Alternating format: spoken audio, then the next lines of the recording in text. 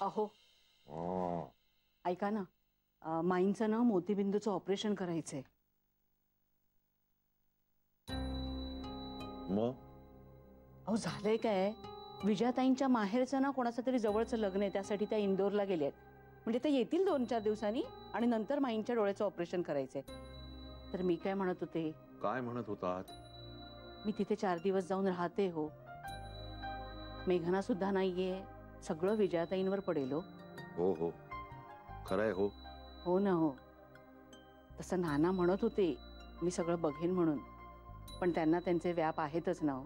हो, त्यांचा senior सिटीजन्सचा club, त्यांचा तो अनाथ आश्रम वगैरे वगैरे.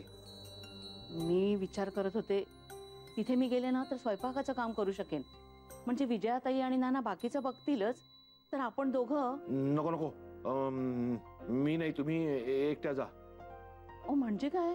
माई साहेबांचा गॉगल बघून मला भीती वाटेल. हो काय हे, आणि आता पूर्वीसारखे गॉगल नसतात, वेगळे गॉगल्स आलेत. आणि हे बघा, आपण जायलाच हवं. हा, त्यांनी आपल्यासाठी किती केलंय आणि त्यांचे ऋण फेडण्याची आपल्याला ही एक संधी मिळाली. ही संधी आपण घ्यायलाच हवी. माई साहेबांनी गॉगल काढला की मी येणार. जय हो. हो काहीतरीच काय, तुम्ही म्हणजे अगदी लहान मुलासारखं वागताय. ते काही नाही, मी सांगितलंय ना, जायचं म्हणजे जायचं. जय हो. माझ्यासारखंच दम दिला हो मला, पण जय हो म्हणाल्या. जय हो.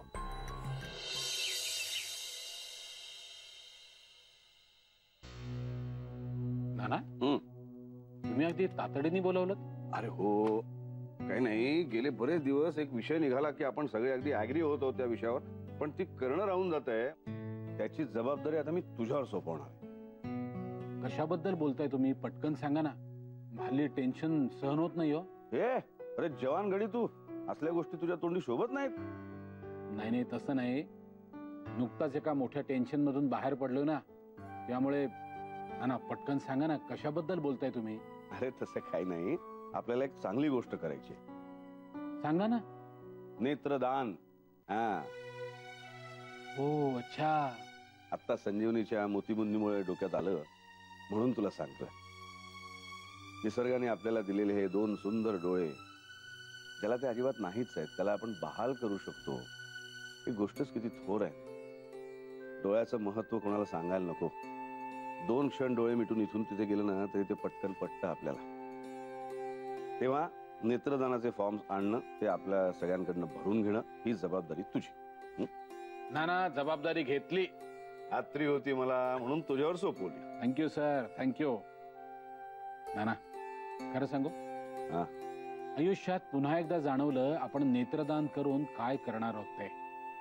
देवानं आपल्याला दिलेली एखादी वस्तू, एखादी गोष्ट जशीच्या तशी दुसऱ्याला द्यायची म्हणजे खरं तर ती देवालाच परत केल्यासारखी आहे.